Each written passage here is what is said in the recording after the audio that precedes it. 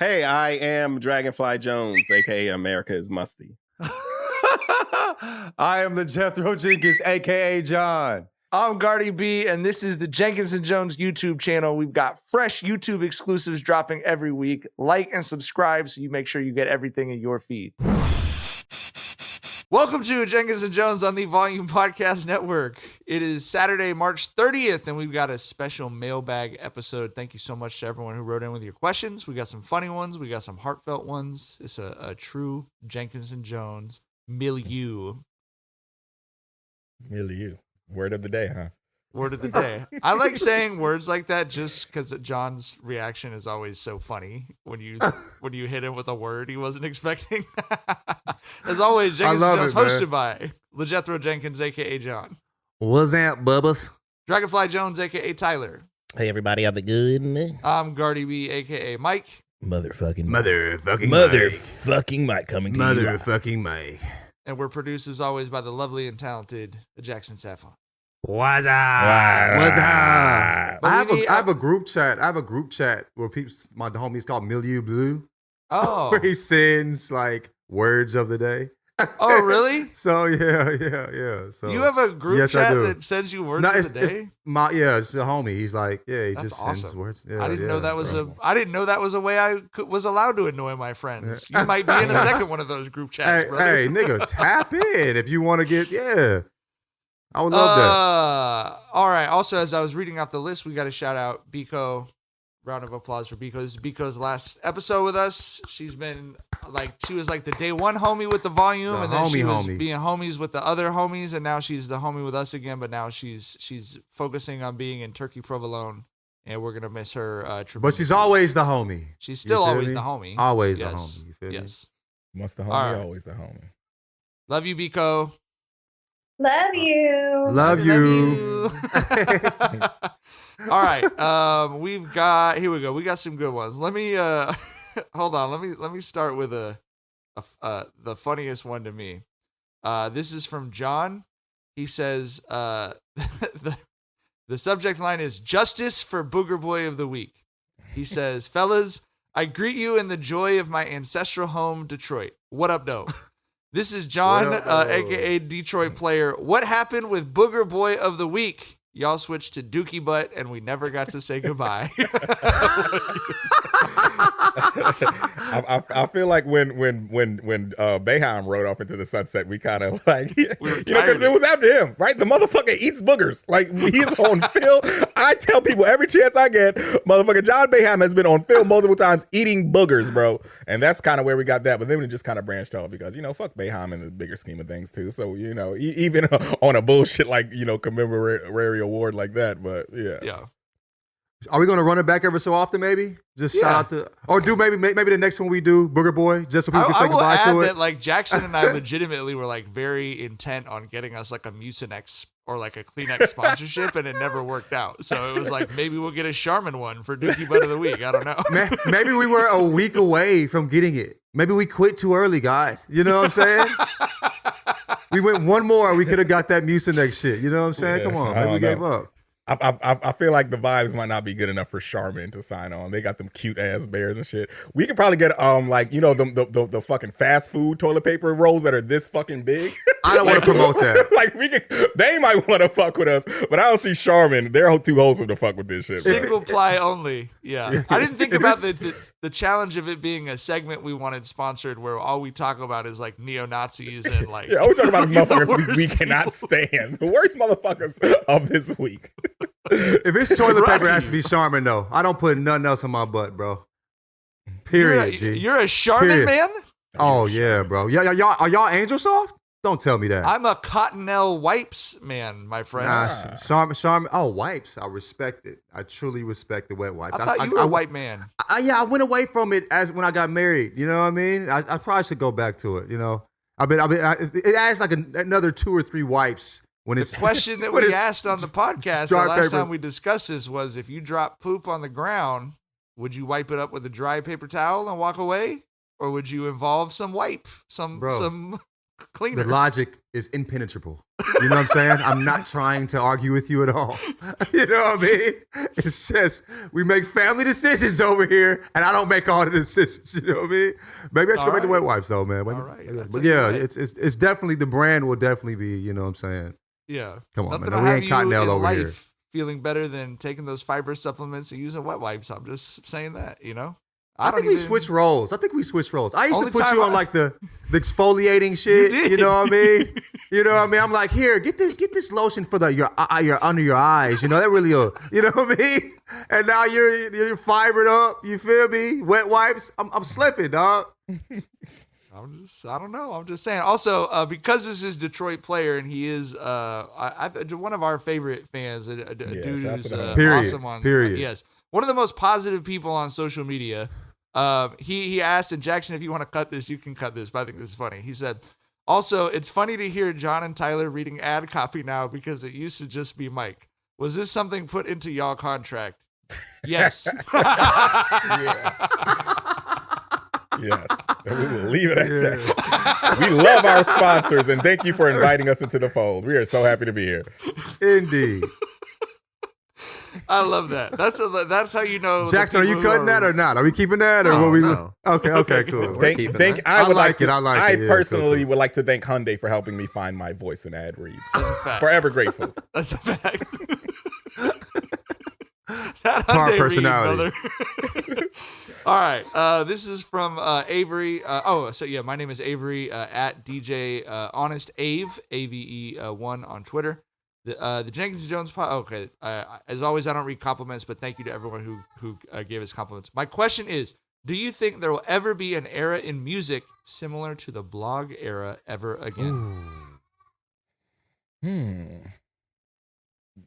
That's a good question because it feels like the blog era was a new frontier, right? Like, I feel like, you know, the genesis of the blog era, you have to go all the way back to like Kanye in 2004, right? I think that's the genesis of it because, you know, Kanye in 2004, when he dropped College Dropout, he dropped that in the midst of the fucking super gangsta era, in the midst of, you know, G Unit's run, Dipset's run. And here was this regular motherfucker wearing pink polos and shit and just talk about how he hated his job at the Gap, right? And that just wasn't the norm, but that became the norm in the blog era. It was like a bunch of regular, non-threatening dudes who were like, yo, I like smoking, I like wearing fresh shoes, I like driving old school cars, and there's a lane for me now here. I don't need to be a gangster. I don't need to be a tough guy, right?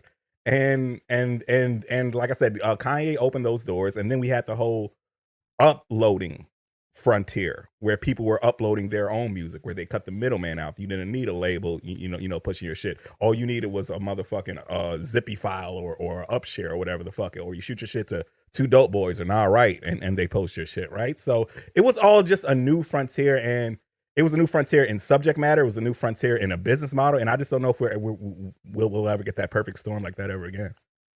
I don't know the answer to that. I don't think so, but I remember like there were so many places I could go whether I wanted to listen to new music or some creative ideas. There was all these websites I could go to look at this shit. I'm like, where do people go to be inspired? Where do people go for new music? It's all seemed like it's in the like Spotify algorithms are deciding what new music you find and whatnot. You know what I'm saying? I think like, you know, companies have found ways to commodify, you know, finding new music and the things that we loved about the blog era. And so like, I don't see it happening again. I just don't see that. But I wonder where these shorties go in order to get the experiences we had, because it was so special. You know what I mean? Like, and also it felt like it was ours in a particular way.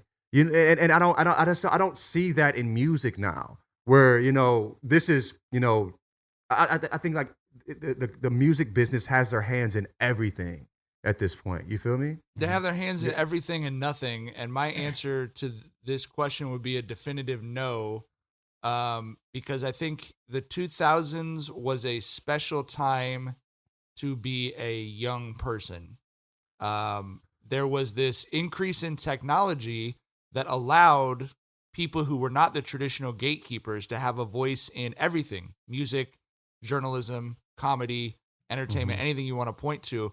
But there was still, the gates had just opened to everyone. And so there still were the ability for there to be a concentration around 4 or 5 new voices who still had a reach similar to like a Rolling Stone or like a traditional legacy publication. I actually, not to get super dorky about this, I think Tyler's Twitter account is a great example of this. I don't think there will be another Dragonfly Jones Twitter account. There's 2 million people trying to be Tyler right now. Like that, right? I mean, like, there was Tyler in 2008. Right. And so, like, everyone has access to this stuff now. And because everyone has access to it, I mean, it's really hard for something of quality to command an audience at this point. We talk about this with television. Like, these shows, you feel like everyone you know are watching, they're getting like 1 million viewers. Like, you're not getting what the 11 p.m., syndicated Seinfeld episode was getting when we were kids, like on the biggest TV shows that are out there now. So I don't think it's possible for there to be a concentration of eyeballs around self-built media at this point, to be honest with you. I don't really see that happening. This is my big thing, though, is like, what is cyclical versus what is like actual change generationally. And I think technology has made that a harder than ever, question answer. There will always be like trusted voices. I just don't think, like John said, man, it's the truth is we've given that over to the algorithms. Like, most people get their information through social media, and social media is run by algorithms designed to make us angry. So that's the fucking reality of the world we're living in. Yeah, I don't know if there'll ever be another blog era, but I do think there is going to be an artist or a handful of artists who are going to shake shit up soon. And I hope these motherfuckers come soon, because, buddy, I am getting tired. Like we need, a 0350 or a 04 Wheezy, you know what I'm saying? Or, to come through and shake shit up, because right now shit's a little stagnant, bro. That's it. Bro, like, I'm on I don't even, we don't, bro, not only jazz albums, dog. we don't have that, we also don't have a currency. You know what I'm saying? Like, who is the dude that's under the radar a little bit to where he's not popping on radio, but that everybody's fucking with and riding with? You know what I'm saying? Like, who is that guy? Like, we don't. It's so different now, bro. And as a person that has always loved new music and is searching for just naturally, I'm not really searching, just naturally, finding new shit. I've always been that way, just out of just pure curiosity. Nothing really interests me at this point. And I thought it could be old age, you know what I mean? But I'm talking to people that are 10 years younger than me that feel the exact same way. I listen to Harley. That's why I love Schoolboy Q's album, because it made me like rap. There's not a lot of rap that I just fuck with right now. You know what I'm saying? And I think part of it is because I don't know what's, there's not a lot of new dudes that I'm really running into. You know what I'm saying? Like, was it Kenny Mason? You know what I'm saying? Like, I'll find him every 3 months. You know what I mean? Like, I was finding a new person to fuck with every 3 weeks. Prior during the blog era, it's just so different. Like, everybody has access to the same things to where they can blow up, but because everybody has access, it's kind of harder. Part of it, like why Tyler's because Tyler was on there in 2008, and I remember following him when he had 600 followers. You know what I mean? Like, the space ain't the same space no more. You know what I mean? Like you said, there's already a Tyler out here. We don't need another Tyler. The thing that had me excited to follow and he's the only Tyler, one-on-one in the world, too. Yes, you know what I'm saying? But the thing that had me going to my friends was like, imagine if your favorite TV show was on 24 hours a day and it was the funniest fucking dude ever. And now when I say that sentence, I'm saying it in horror about like all of social media. Not about Tyler, but now it's like, for sure. Man, remember when we used to turn this off? Like, do you remember when a bridge could collapse without people immediately going, what's my angle on this? Like it happened in a black city. Let's blame black people. Right. Bro, DEI mayor, we got to jump on that. You know what I mean? Like, bro. Did you see his response to that? He said What? DEI stands for duly elected incumbent. In my case. Dragged his nuts. Love to see it. I'll fuck with it. Okay, I like this one from Spencer Lee. Would Kendrick be better or worse if he was 6'4" instead of 5'4"? But go ahead, Tyler. Yeah. He's. I feel like he's got little man complex in a great way, right? Not in a self-conscious and an insecure way. He's got little man complex in like a pit bull way. You know what I mean? Like he wants to. Like rip he might really beat head. your ass. Yeah, You know what I mean? right. So yeah. 6'4" Kendrick. No, I don't think he's the same guy. That's a weird question, but a good fucking question. Yeah. I think the thing like with being 6'4" is niggas who are 6'4", that's their personality. You know what I mean? We like you see them put it in their bio. I'm 6'4". We'll see niggas. You know what I mean? Put that in their bio. That's their height is who they are. So I don't know if a guy who is 6'4" is gonna have to be fight the way Kendrick fought for attention. You know what I'm saying? Or I just don't see that. Or develop in the way Kendrick developed. You know what I mean? Mentally. I co-sign everything you guys just said. I don't think that anyone would be better at anything that is not sports by being 6'4" from 5'4". Like that's just the yeah. I think you're venturing into terrible guy territory at that height. 6'2" is like the cutoff. When you can say you're 6, because 6'2" is like you're tall for you're tall on paper to people, but you're not tall in person. Right. 6'3" is when like, oh, this nigga. You know what I mean? And that's when like you said, that's when you start veering into, you're going to put it on your bio. You know what I mean? Like, this is so funny that you said that because so Vinny's height has projected. He's been like 98th percentile height his whole life. He's been every time on the growth chart, he goes to 6'2" to 6'4". And every time I see that, I go, I hope it's 6'2". Like 6'3" is when it starts getting weird, bro. 6'3" you know what I mean? Starts getting a little weird. 6'4" is like, oh man, you out of there, bro. Kid. You know what I mean? Got the curly hair, like let's keep it at 6'2", brother. He'll go crazy on IG though. If you're still around, he will be doing numbers, my brother. Yeah. And I also love how Kendrick leans into it. Like he said, don't ever tell him you met me, girl. 5'7", I'm messy, girl. Like he compared himself to Lionel Messi. He didn't say he's rap LeBron. Like you know what I'm saying? He's leaning into the short guy representation. So just the Kendrick, man. The thrill and excitement of March Mania is here, and DraftKings Sportsbook, one of America's top-rated sportsbooks apps, is giving new customers a shot to turn $5 into $150 instantly in bonus bets with any college basketball bet. The men's tournament is a blast every year, but I'm hyped for the women's tourney too. Got to tap in to see Angel Reese, Caitlin Clark, and Juju Watkins. North Carolina listeners, don't forget DraftKings Sportsbook is now live in your state. Download the DraftKings Sportsbook app and use code Jenkins. New customers can bet $5 to get $150 instantly in bonus bets only at DraftKings Sportsbook with code Jenkins. The crown is yours. All right, Josh F. asks, what's the best piece of advice you've gotten for life in your 30s? And then he has, actually, I'll give both parts of the question. He says, also, what are the most or least problematic hobbies in general? Like, what hobbies would make you decide a person is cool or make you decide you never want to see them again when you hear them? I can start with the life advice because someone asked this on Twitter. My advice to anyone in their 20s or 30s is if you don't yet have to stretch to live comfortably, start stretching now. Just 10 minutes a day, build it into a normal daily routine. Because you will reach that point at some point in your life. And if you are already stretching, it won't feel like you're being forced to do it. You know what I mean? We've definitely switched spots. We've definitely switched. Yeah. I'm like, damn, I need to stretch. You know what I mean? Man, I used to be the self, I knew I was recording right after I dropped the kids off. So I did my upper body stretches on the walk home from school today. I love that. I love that. I stretch when I work out, but I need to stretch more. I was stretching for a little bit in the mornings. But anyway, go ahead, Tyler. What's your answer? Best advice in my 30s? I don't know if I could single it down to like a particular decade. I mean, I feel like something that wifey loves about me, she says like I'm just really level-headed a lot, right? And my whole shit is, bro, don't sweat the small shit. And like 99% of the shit is the small shit. You know what I'm saying? Mm-hmm. Like when I'm worrying about something, it's legit something that needs to be worried about. You feel me? So that's just kind of how I approach it. Like, don't sweat the small shit. And most of the shit is the small shit, bro. Bro,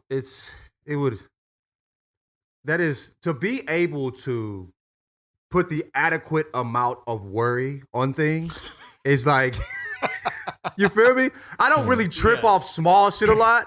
But there's shit that I trip off that doesn't deserve the energy I'm giving. Yeah. You know what I mean? That's a special trait. But I think these both came from my mom, and I think this is something that just these are like her life mottos. But like The first one is fuck the dumb shit, which is kind of like what you know what I mean?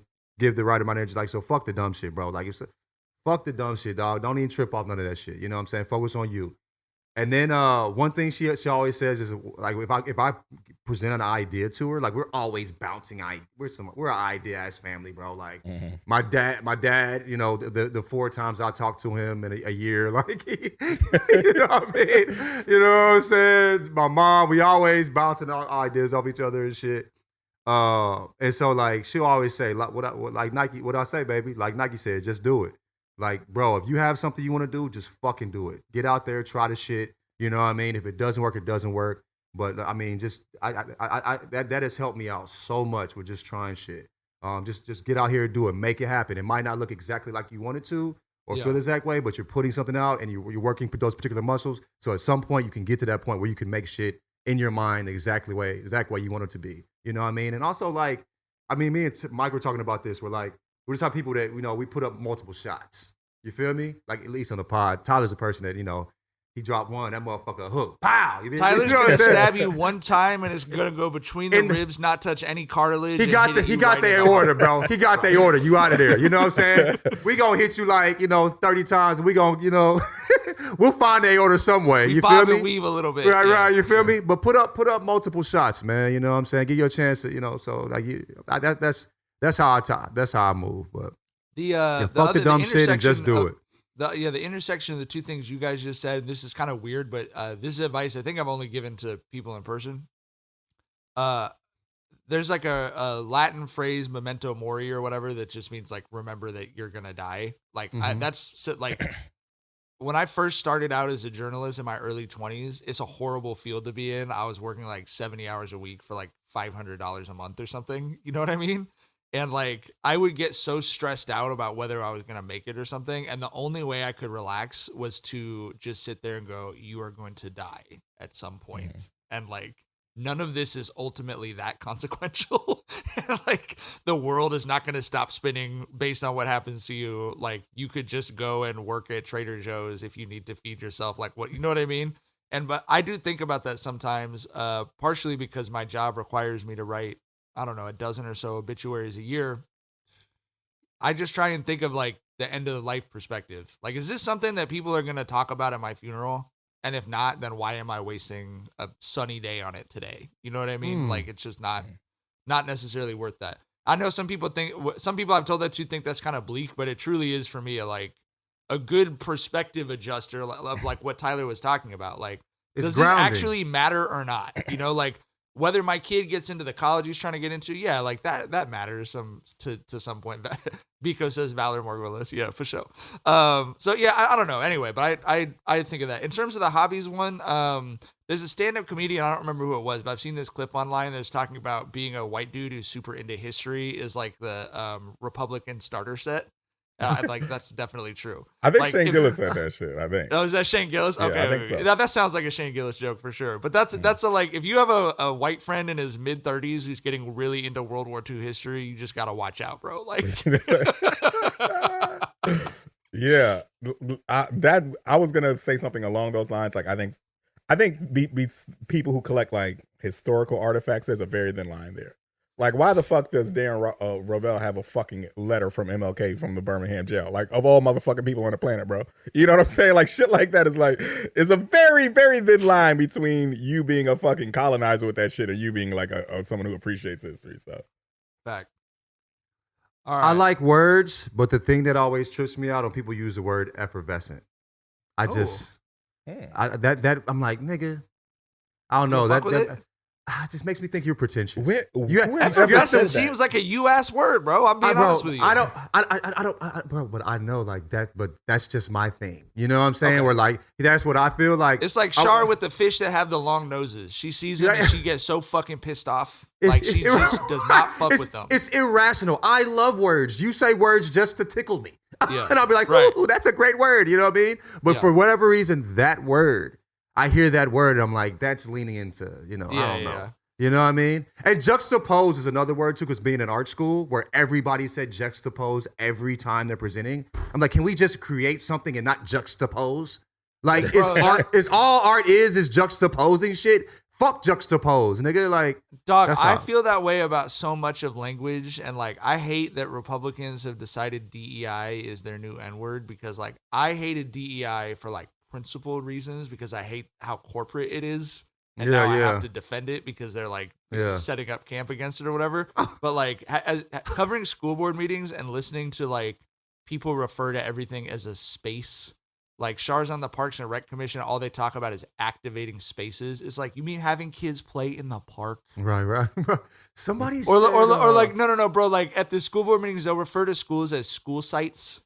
It's like, you mean schools? bro, Like you're just adding an extra word onto the word that you're talking about. Like you could just say schools, bro. If you're saying like stuff like playground culture unironically, Yeah. I hate you know people like the so and so culture. I'm like, that's not. Or like, Everything ain't gotta be like lived experiences is a big one for me, bro. that's a say people's lives. Just talk about people like they're like human beings. Like, net new. I told you about that. Yeah. Net new. It's just new. It's new. Anyway, we're getting away from the question. I feel like I use lived experiences every now and then. I usually feel like that's me telling like white people to shut up about shit. Yes, when I say yes, that, it's right? right. So, Context always matter, but in it's general, the people it's that a use politer it, way of saying shut the fuck up, and it's the politeness about it. But it's the way you use it, I have no problem with. When white people talk to other white people about, we have to consider their lived experiences. It's like, ugh. but also like if y'all were to say effervescence, I wouldn't feel it effervescent or whatever. Like I wouldn't feel a particular way because we have you know, if we're meeting for the first time and you use effervescent in like the first 30 minutes of me knowing you, I feel the opposite of you. I feel like that would be such a positive indicator for me. But I understand what you're saying. that It's just word your in particular word. is just I get that it. word. You can use, I you know what I'm remember- saying? Go ahead. I remember in college, one of my best friends to this day, the first time I met him, my other homie bought him to, and they was talking about the club, and I knew he was gonna be my homie because they was talking about when they went to the club the other night, and bro said, "Man, it was a plethora of hoes in there," and I was like, "This guy, bro, still I my love homie to this plethora. day." I'm right? a big fan of plethora. I love words in general, but effervescent for some reason is just the word. But yeah, plethora of hoes, nigga. Yeah, I knew right then and there that he was my type of people. Still friends to this day, bro. Real nigga. He stamped. Yeah. You hear me? Yeah. Okay. Mr. Keveridge asks, what's good? This is some high shit I've been wondering about. What would be harder for a basketball team, playing in flip-flops or playing with an eye patch? One second though. But plethora of hoes is a 2000 ass. Like, you know what I mean? All that Little was John era when for that sure. was Yeah. that was when that was going to be used, bro. Yeah. That I sucked back to like fight music in the club when I heard that. You feel what I'm saying? But go ahead, my bad. All right. What would be, this is Mr. Keveridge asks, what would be harder for a basketball team, playing in flip-flops or playing with an eye patch? I think the obvious answer here is flip-flops, but eye patch got a case because if you've only got one eye, your depth perception is fucked up, right? Yep. And you need that. You for sure need that in engaging your passes, engaging your jump shots, and all that shit. But I feel like if everyone's in flip-flops, there's kind of an He's talking about. He said playing one field. person though. I think he said one person. He right? said basketball team. What would be harder? A whole for team. five, Okay. five on five. I thought you. Okay. Yeah. I think don't know. I think it's eye patch. I think you're absolutely right. And I actually, this is how deep into youth baseball coach culture I am. I've made kids do the drill to teach them how important it is that they have both eyes on the ball, where they try and hit with one eye closed, and none of them can do it. Like, you need both those eyes to locate the depth of the basketball hoop. Like, you need both eyes. I think it's the eye patch. I think the thing is like with shooting, it would be difficult, but with like layups, it wouldn't be as difficult. Like flip flops are difficult in every fucking way. I can barely jog. Are we talking thong flip-flops. flip flops here? The worst flip flops. That's what I'm talking about. Thong. That's what I'm talking about. Thong. Yeah, That's what I was yeah. thinking. I would think it's slides. I was thinking thong flip flops. So, Yeah. so I think I feel like it would be that, but I do get it what you guys are saying because I had a friend. His name was Dario. Niggas don't know. I don't know to say his last name. Best handles I've ever seen. I swear to God. One day I looked outside in high school, and like he was dribbling the ball down the street in the summer in Alabama, like hot as fuck. No shirt on. He looked like the AN1 fucking the man, bro. I'm like, this nigga, what is this alien? Is he gonna try out for the squad? Like crazy. The nigga couldn't shoot for shit though. And part of the reason was because he would look around the ball when he shot. He shot from right between his face, in the middle of his face, and he would look around the ball. And he only used one eye, and he had the ugliest, like the flattest jump I've ever seen. So I do respect that one eye is difficult. Like one of the best ball handlers I've ever seen. Shot with one eye and couldn't hit a fucking shot. But I just think the flip flops affect everything you do. So that's why I say flip flops. All right, we've got 3 questions, and then we have like a longer like emotional advice question. So the 3 questions we'll go through and give somewhat not truncated, but some regular length answers. This is from Isak. Says, "What's up? First time, long time. Tyler's my favorite Twitter follow and has been since I was in high school. A while back, he tweeted a GIF of Samoa Joe doing his walk-off bit, so I realized he knows ball like a motherfucker. So the question for everyone is, are you still current wrestling fans? If so, what would y'all want to see happen in WWE or AEW, or who do you support? If not, what and who were your favorites across time?" From Isak. I was a wrestling fanatic growing up, bro, because I feel like, our generation, we timed up in the 2 biggest eras. We were little kids during the Hulkamania era, and we were, like teenagers, middle schoolers during the Attitude era, right? Like just a perfect combination where, we were kids who were rooting for the faces, when we were in 1st and 2nd grade. Then we become these, rebellious teenagers who think that the faces suck, and, the heels like DX and NWO all the rage during the Attitude era. So, that kind of resonated with us as teens. So I was a huge fucking wrestling fanatic, but I just kind of fell off like once I went to college because I didn't have time to just be, and huddling down in front of my TV like, it's girls out here and shit. You know what I'm saying? There was a plethora of hoes. You feel what I'm saying? Plethora of hoes, you know what I'm saying? So and that's not a shot like wrestler fans don't get girls. Please don't take it that way. But I still casually keep up with it. Like I said, I think I'm gonna always have the love in it for me. Like I think the fucking bloodline line that's been going on with Roman Reigns and the Usos has been incredible. The shit that they've got cooking up with Rock and Cody Rhodes for WrestleMania is incredible. I love the girls too, like Jade Cargill, like Bianca Belair. Oh my God, are y'all hip to her? Like, bro, 2 black girls, beautiful, and they're both in the WWE. But yeah, it's to Jade Cargill. Oh, hey, I'm familiar Smoke with Show. Her. Yeah. Yeah, Jade Cargill and Bianca Belair, man. I'm telling you, bro. Smoke Show. I never heard you say that before. There we go. I'm a Smoke Show sayer, bro. You a Smoke Show sayer? You lead it. White people did their thing with that. They did their thing. Yeah, I fuck with it. But yeah, like I always have love for wrestling, and I always kind of just keep up with the pulse of it. But it's not something that I locked into like I used to. But I always got love for it. Y'all, like, I never really fucked with wrestling. And it's not because wrestling wasn't dope, man. It was like, I never really fucked with wrestling. I never really fucked with video games. Like, I was just outside. I was a country ass nigga out in the woods and fields playing all the time and shit like that. So like when y'all be talking about one of my favorite bits that like all my friends I've been around for a long time know I do this bit, which is anytime I missed out on an experience from childhood, even if they're talking about something that happened when we were 4, I'll say I was just like, I was too busy. I just was fucking so many like hot chicks. Like I just, so that's, but they'll do that and be like, outside y'all remember Rugrats? Like, chicks. man, I was over here with these fucking. commonly known as the Little Boosie defense. Tell mama we thugging outside. We don't need cable. Right? So, yeah. I wasn't thugging, nigga, but yeah. I was just out nigga. Like when y'all be talking about like, you know what I'm saying, video games and fucking comic books and shit, I'm like, nigga, I just was outside. Man, either I was outside or reading a fucking book. That was it. So like, yeah, bro. I did not fuck with wrestling. The last time I really fucked with wrestling, I think like it was like the Ultimate Warrior or something. I probably watched it like 15 times my terrible entire fucking life, human, maybe by 10. the way. I heard that, yeah. I mean, the Hulk was fucking terrible human, you know what I'm saying? Randy Savage, I don't know how he was or not, but you know, snap it to a Slim Jim ass nigga. Yeah, I remember when motherfucking I ain't know nothing about these niggas. No, man. I remember when Earthquake broke Hulk Hogan's ribs and they had a whole right to Hulk Hogan while he's in that hospital shit. I wrote a letter to that motherfucker and my pop sent it off for me. And then I find out this motherfucker would have called me a nigger to my little 6-year-old face, probably, right? like He fuck might have Hulk read Hogan, it and man. said it in his head. You know what I'm saying? Like, Hulk Hogan was legit the first athlete that I was like obsessed with. I don't view WWE I don't view professional wrestling as a sport because, of course, the outcomes are predetermined. But I for sure think that professional wrestlers are athletes, right? Oh, facts. Facts. And Hulk Hogan was my first athlete I was obsessed with, like from when I was like 5 years old. My only wrestling story was that there was an N64 WWE game, right? That was like 1v1.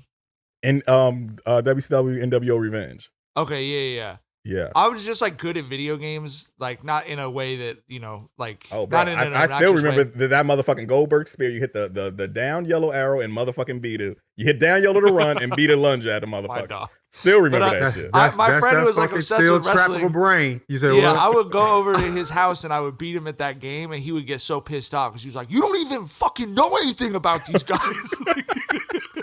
Just master you know the game, nigga. Like, I know how to block, my brother. Beat your ass, though. How to beat your ass. Do you think saying I was outside is a humble brag? I missed out on culture. Okay. It's like. No, because I think I missed out on so much shit because I was just fucking country and musty outside. And shit. It's accurate. It's accurate, but it is also like, well, I was too busy playing basketball with my friends to watch wrestling. Like I was playing basketball instead of watching basketball. Like, no, that's not how I mean. I'm just nigga. I was ripping and running, doing what we might have been on fucking BMX bikes or fucking digging holes in the dirt. That's where my bit came from. Was similarly being like, oh, like I was reading a lot of books, so like I didn't see that or what. Like there's no thing you could say that doesn't sound like a humble brag, even though you're just being honest. Which is why I just took it to the extreme of like, I was getting pussy at 5, bro. Like, you kidding me? Y'all were going to concerts, like that's cool, bro. I was over here working on my game. You know what I mean? I actually do that. I make that joke. That's like one of the longest running bits. Shar and I think Shar and I have had that going since we were in high school. Before we were going out, I'd be like, "Oh, I missed out on that one. I just schedule was pretty full." Oh man. You was out here Hubermaning, you know what I'm saying? You was juggling, you feel me? Man, damn Huberman, they got you, dog. This is from P Eagle, who I thought was just Peagle on Twitter, but I get from the email signature, I'm gathering that is P Eagle. He been fucking with us for a minute too. He been fucking with us for a minute. I like mailbags because I like being able to interact with the people that really fuck with the pod like that too. Just wanted to know what y'all think about the NFL taking over Christmas, which they just announced they're doing a Christmas Day game, even though it's going to be on a Wednesday. And what combination of LeBron, Wemby, Steph, and Adam Silver is going to have to sacrifice to ratings Jesus to have a shot at people giving a shit. Keep up the firework, much love, and long live the brown sugar bacon sandwich. Hell yeah. That's the brown sugar bacon sandwich. Arby's got the meats, my boy. There is no way that any iteration of what Adam Silver rolls out can compete with the NFL. Period. He could roll out his biggest stars. He could roll out, a fucking, Wemby, LeBron, Wemby, Steph, or however you want to play it. And it's will not fuck with like a fucking Jacksonville fucking Houston game or whatever have you, right? So it's NFL is king. Ain't no way around it, bro. And the NBA is just going to have to settle for being a respectable second. And they just got to make sure that respectable is respectable. Like, that's what they need to focus on. When Draymond talked about the Rockets, I don't give a fuck about the Rockets. That's how America feels about basketball, brother. When it comes to football, baby, we don't give a fuck. We ain't going to be there, brother. You know what I mean? So there is nothing that man can do. And this is somebody that doesn't really watch football. I know what time it is, though, for sure. The NFL's ratings were up 7%. The average regular season game got 17.9 million viewers in the most recent season. So I don't know what to tell you if you know anything about TV ratings. We don't determine whether we like things or not based on the ratings, but your average, like Tyler said, we're not talking about Pat Mahomes versus Josh Allen. We're talking about Jaguars, Texans at 10 a.m. on Sunday. 18 million human Americans are watching television, bro. That is insane. And there is nothing left in the country. Not politics, not entertainment, not sports. There's nothing left in the country that has that kind of gravitational pull. So it is what it is. Okay. Elijah New First of all, I think we accidentally read his full name on a previous question that maybe I shouldn't have done it. My bad. No, I think he said I did it. I actually read that. I think he said I did it. But he said, but his Twitter name was his government. P.S. He said, I had to change my Twitter name when I sent something to John and he used it on the pod. Shit used to be my full government name. And the silence after he read my Twitter handle was loud as hell. Sorry, bro.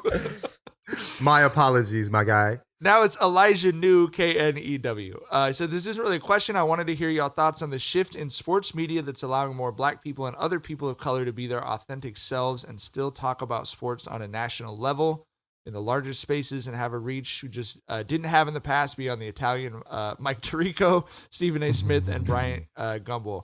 10 years ago, I don't think I would have believed anyone if they told me Cameron and Mace had a sports talk show with O.J. Simpson. Same goes for what Ryan Clark has done, Taylor Rooks, Josiah Trill, Shannon Sharp, Ocho Cinco, with both soccer and football, as well as new guys like Kenny Beecham. Dope to see, and I'm curious if you guys had any thoughts on this or the current media landscape in general. Yeah, I mean, I love it. You know, like he mentioned Kenny Beecham. That's the homie right there. Like, I love what he does. And you know, he's a kid who I'm not sure what his, you know, collegiate chops are, if he even has any, if he has a degree, what have you, but that doesn't necessarily matter in today's you know, media landscape. The motherfucker knows basketball. He knows how to discuss it, you know, intelligently. He knows how to discuss it entertainingly. And that's really all that fucking matters right now, right? Like, you know, it's kind of tying back into like the blog era discussion we had earlier, where, you know, the best thing about that era was how the gatekeepers who were keeping all this good stuff from us were gone, right? It was just, you know, artists to the fucking web, no middleman. And that's been one of the things that I have loved about social media, is that it's given voices to people that gatekeepers would have kept out, right? Like, it's given, you know, we came up in the era where basically you had to get on ESPN to kind of be a respected sports head, a respected sports, you know, talking head. And now that's just not the case anymore, right? Like, of course, ESPN is still the big show, but now, bro, if you can culminate a following on social media, if you're interesting, if you're funny, if you're insightful, you're going to get a following, and you can probably monetize that and maybe change your motherfucking life. So, you know, I love it. Do you think that is going to continue? Do you think that's changing? I mean, I think it could continue, but the path will be a little different. I wonder if people could, you know, get to the point that we are doing what we've done. I think you might have to take a different path than we took at this point. You know what I mean? So I'm just wondering. I feel like, there's in the sports commentary landscape, there's for sure been an influx of ex-athletes. Yeah, right. There's been a fucking ex-athlete boom the last 3 or 4 years or so, where it feels like they're the ones who are becoming, you know, the new media here. So yeah, you know, to your credit, you know, it might be a harder battle to fight now that you know, the big dogs who already have the eyes on them, like, you know, fucking Gilbert Arenas, he's going to get fucking 15 million views every video because motherfuckers know it's Gilbert Arenas, right? Like, he didn't necessarily have to cultivate a following. Like, he for sure put in the work on his spot. I'm not saying that. But motherfuckers knew coming out the gate who he was. They knew he was a funny dude. They knew he was going to say some brand awareness is there on launch. Right, exactly. It was always there. So, you know, it's a bit of an uphill battle that non-famous, non-ex-athletes have to fight here. That's way steeper than it was before. Like I said, this whole ex-athlete boom that's happened as of late. I mean, everybody listed I'm a fan of. Everybody listed I'm a fan of. You know what I'm saying? I love what they're doing. The only other thing I would say is, because I think we were a little bit negative in talking about how the blog era won't happen. Like, to be honest, like, this is the upside of it. The upside is, like, I became a Jenkins and Jonez fan because you guys talked about sports and life the way that my friends talk about sports and life. I mean, think about, like, Stuart Scott was like my favorite ESPN personality because he was like 10% like what my actual friends sounded like in real life, you know? And so now it's like there's enough space for you guys to be yourselves. We talked about this, like, when you first started doing the podcast together, Desus and Mero were so revolutionary that people are like, these guys are like Desus and Mero. It's like, no, there just are other types of people in the world. We just than the one type of white guy. You know what I'm saying? Just like, 2 more black guys talking, bro. Like, they never saw that before Desus and Mero. Like all jokes aside. It's crazy because all of my conversations mimic these conversations we have. Yes. You know what I'm saying? I don't have friends that aren't like us. You know what I mean? Correct. So like, yeah, but So people were the- just so the- shocked that there was more than one of the, go ahead. Right. So the downside of the way that like media has splintered is that you don't have these big things where it's like everyone watched Sports Center. So everyone has a shared library of references to a thing they watched last night. The upside is you guys. And what Elijah was talking about was that you can get stuff that is more like exactly what you want or like your friends or that you feel the most comfortable with. And that's you have to see that as an upside. Like, I mean, obviously, you know what I mean? So, yeah, for sure. I think the power of like shit like this too is the superpower is you being fucking regular. You know what I mean? Where like you can see yourself in the people you're watching. You know what I mean? And I think when I was watching shit as a kid, I never saw that. You know what I'm saying? Like we are friends with Tyler. You know what I'm saying? Tyler I am. You know what I'm saying? But like prior to that, I felt like he was my friend. Like I knew, you know what I mean? Like, so I think that's the difference. And I think that's also what's dope is like, I don't think you get that same feeling of, that the meme where the guy's playing with the cardboard cutouts of, you know what I'm saying? And that people were like, that's why I feel listening to Jenkins and Jonez, where you feel me? Like I'm not a part of the show, but I'm a part of the show. That's what you don't get with the ESPNs or even like the huge podcasts with these people that you probably might never even meet, let alone know in your life. You know what I'm saying? Like, yeah. So, yeah. All right, this is the last question from, quote, a fellow fan of yearning and R&B. I think this is a heartfelt question. I think I know what all of our answers are going to be, but here we go. I'm a 26-year-old guy dealing with a Cupid's arrow stuck in my side for a while. There's a beautiful woman that I've known for a while. We're from the same city, went to school together, mutual friends, the whole 9 yards. Through high school and college, we'd run into each other every now and then through friends and exchange pleasantries, but never for any extended period of time to really connect. I knew enough to know we have similar values and a similar perspective on life, but not a great deal of other details. Through circumstances too broad to explain in this email, there ended up being a couple of occasions where I got 2 really sweet and personal handwritten messages from her, and the fall after we graduated from college, I went to a holiday get-together at hers where we ended up making short conversation again. I'm not the most confident guy, but I'm also not overly self-deprecating. So I chalked up all of our interactions to her being a really kind soul and a nice friend rather than any romantic interest. One of the last things I ever want to be is a where my hug at ass dude. Fast forward a couple of months, she added me on social media and I reached back out to ask if she would ever like to link up to grab some coffee or food. She responded yes, but unfortunately COVID hit its peak almost immediately after that exchange. At this moment in time, I had moved back to the hometown for work, but she had settled in an adjacent state a couple hours driving distance away. I was living on my own, but still going to my parents' place a lot to help around the house. And the last thing I wanted to do was risk getting them sick. So I never ended up linking up with her. Over the past years since the beginning of COVID, the vaccine, and life in general, we've only corresponded through a couple of very short complimentary DMs. In so many ways, I'm still trying to pick up the warped pieces of my life since the beginning of the pandemic. For sure. But I think of her often. Should I just charge this situation to the game and let time sandpaper down my feelings for her, or should I try and reconnect with her? If it's the latter, how can I be more intentional but measured? Signed, a fellow fan of yearning in R&B. Man, if you don't go fucking ask this girl out, bro, like... Bro. Ain't no other way to do... Bro, ask her out and see what happens.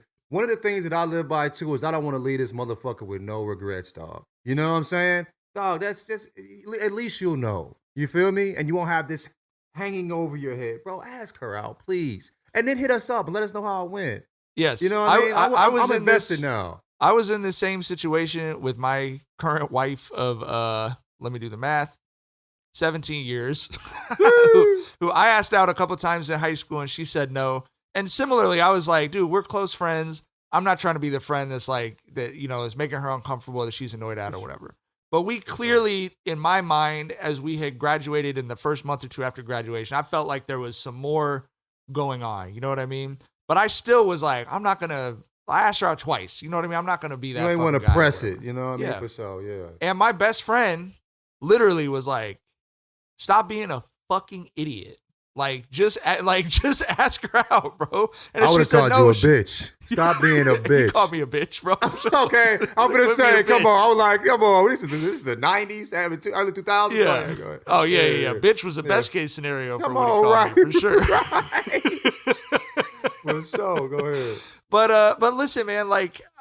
Yes, you have a handwritten note from me. You have all this other stuff. What I would say to you is this.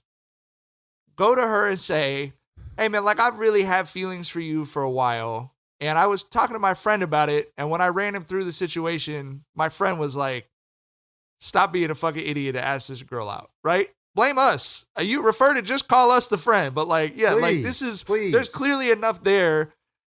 I understand the not wanting to be a where's my hug type person. But like, clearly she feels a connection with you. She's been the one to initiate contact several times and stuff like that too. So like, just give it a shot. But like John said, even if you have a 1% shot, it sounds to me like I think you got a pretty good shot, bro. But even if you got a 1% shot, like John said, you don't lose anything, bro. Like, trust me when I say you will feel better, even if the answer is no. You'll feel better having an answer to the question than I know how these situations are, dog. I wasn't sleeping at all for like 2 months. Like, just get the answer to the question. You know, that whole stomach hurting, looking up at the ceiling at 3 a.m, bro, dog. It ain't the way to go, G. Get the answer to the question and definitely ask her out. And I think the thing is, too, you can ask her out, and even if the answer, it seems like she fucks with you hella based on what you said. But even if she doesn't, like, dog, it doesn't mean that y'all can't be cool or whatever, bro. Yeah. It's not, you know what I mean? Like, I think the only way to solve this is to go ahead and be open and honest about how you feel. And, you know, yeah, bro, definitely ask her out, G. Put yourself out there. Don't do this to yourself. Don't tell yourself no. Right. Don't get in your own way. You know what I mean? So yeah, G. Yeah, I'm rooting for you. I'm rooting for y'all because you know what I'm saying. I'm rooting for both of y'all for sure. That's a fact. But this feels to me like one of those threads where like women are tweeting like about how bad men are at picking up signs. You know what I mean? Oh. And as a man that's been horrible his entire life, they're right. They are right. They are extremely right.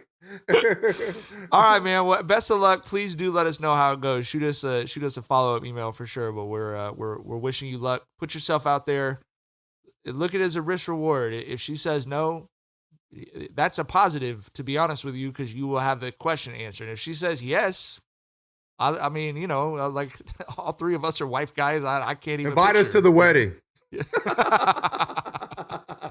All right, that's all the time we got. We'll be back on Monday with our next regular episode. Thank you so much to everyone who wrote in with mailbag questions. We really appreciate everyone who fucks with the pod. We fuck with you guys even heavier. We'll see y'all soon. Hope you enjoy your weekend. Bye. Bye.